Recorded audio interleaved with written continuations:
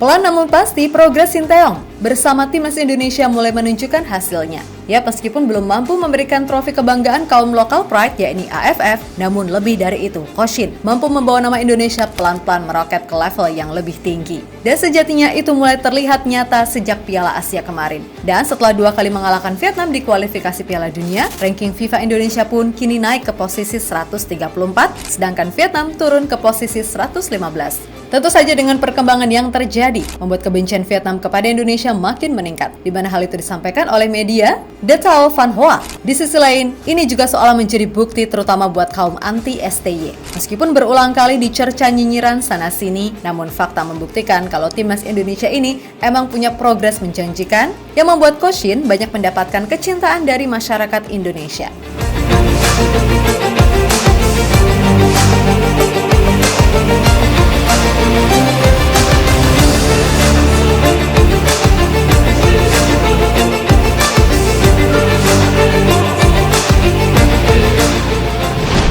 Vietnam sepertinya makin benci aja nih sama Indonesia. Hal itu lantaran segala bentuk dominasi mereka kini udah mulai runtuh, terutama usai kalah 3 kali beruntun di 3 pertandingan terakhir ketika melawan Indonesia. Bahkan yang bikin lebih nyesek, mereka dihajar 3-0 oleh skuad Garuda di kandang sendiri. Sesuatu yang sekali lagi membuat negeri sejuta nguyan tersebut tambah jealous dengan Indonesia.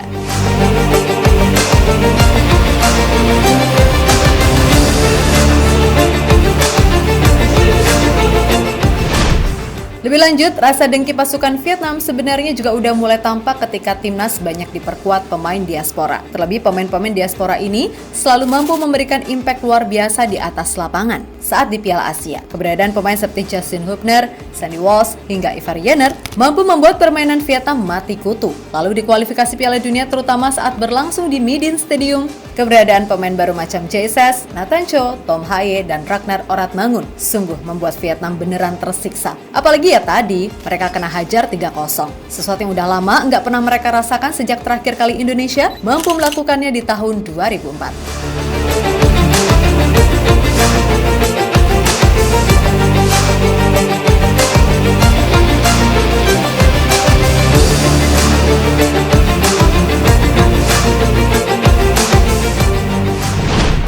Yap, melihat ini semua, tentu saja kini Vietnam benar-benar menjadikan Indonesia sebagai rival utama mereka.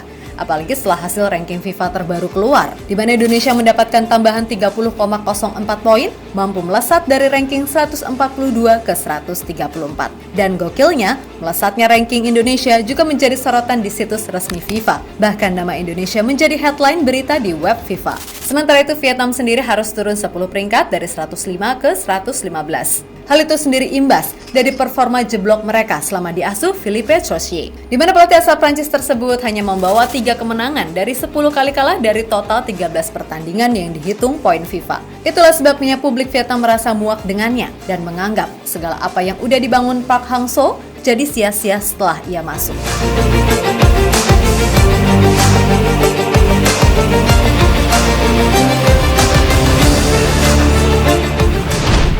Di sisi lain media Vietnam, The Thao Van Hoa menyebut skuad The Golden Star mengalami fase yang menyedihkan karena peringkatnya anjlok. Terlebih itu terjadi usai Vietnam kena hajar Indonesia berulang kali.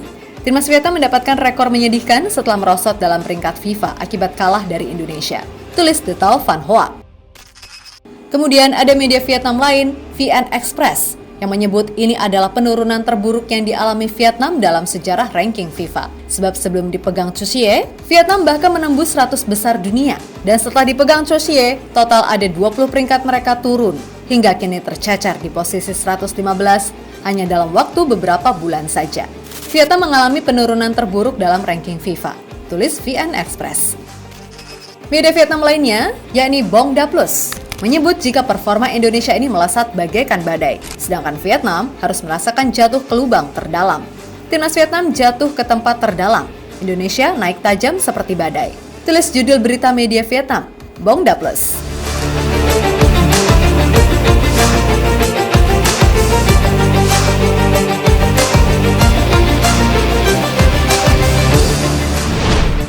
Ya, berkaca dari semua itu tadi, hal yang wajar jika Vietnam makin benci dengan Indonesia. Karena besar kemungkinan performa Indonesia dalam beberapa tahun ke depan akan jadi makin oke. Terutama dengan pemain diaspora lainnya yang masih akan terus berdatangan. Membuat kekuatan Indonesia dipastikan akan jadi yang terkuat di ASEAN dan secara tak langsung, itu akan membuat gap ini jadi begitu cepat terjadi.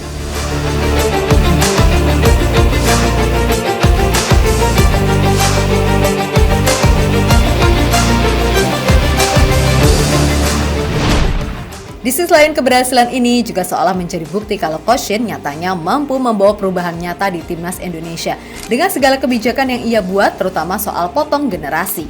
Dan hal yang wajar jika ia kini banyak dicintai oleh publik tanah air, walaupun nih masih ada aja segelintir orang yang gak suka dengannya. Tapi ya udahlah, bodo amat. Nah, tentu saja keberhasilan Indonesia naik peringkat dengan cepat ini membuat media seperti ESPN pun gak ragu buat memberikan pujian atas progres maksimal yang ditunjukkan Indonesia di bawah Coach Shin. Timnas Indonesia adalah tim yang sudah cukup matang di Asia. Mereka telah menunjukkan progres yang sangat baik. Saya rasa tim ini bisa memberikan kejutan di tahun-tahun yang akan datang. Kata Gabriel Tan pada ESPN.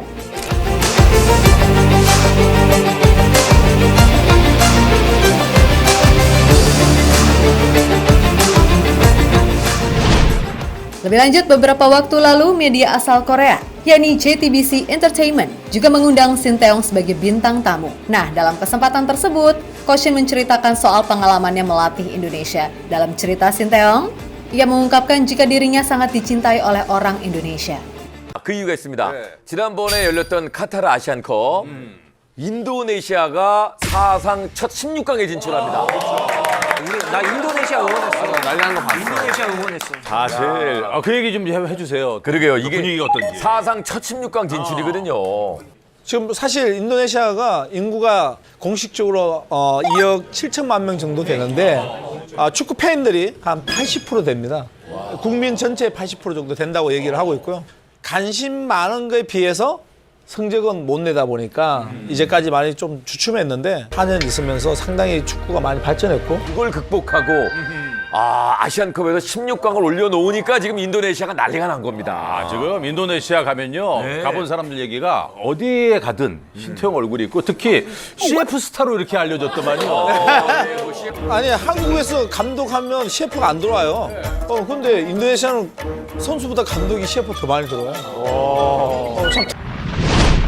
Ya, pada akhirnya, segala hal positif yang terjadi di timnas Indonesia sekarang ini sangat amat layak untuk diberikan apresiasi. Dan tentu saja dalam beberapa tahun lagi, Coach Shin ini masih berkesempatan melatih Indonesia. Karena bagaimanapun, progres yang ia tunjukkan ini nyata adanya. Sehingga agak sayang kalau nasibnya hanya ditentukan oleh hasil dari Piala Asia U23 yang bahkan gak masuk agenda FIFA. Tapi kalau boleh sedikit kita berpikir, ya kali Pak Erick Thohir senaif itu mengkat Shin Tae-yong hanya karena misal nggak lolos grup Piala Asia U23. Karena bagaimanapun prestasi tim senior yang merupakan poros utama terbukti oke. Jadi ya pasti akan ada win-win solution dari ini semua. Dan percaya aja, Bapak Erick Thohir ini orangnya pintar. Jadi ya kita tunggu aja gimana kelanjutannya. Minimal kita berprasangka baik dulu, ya kan?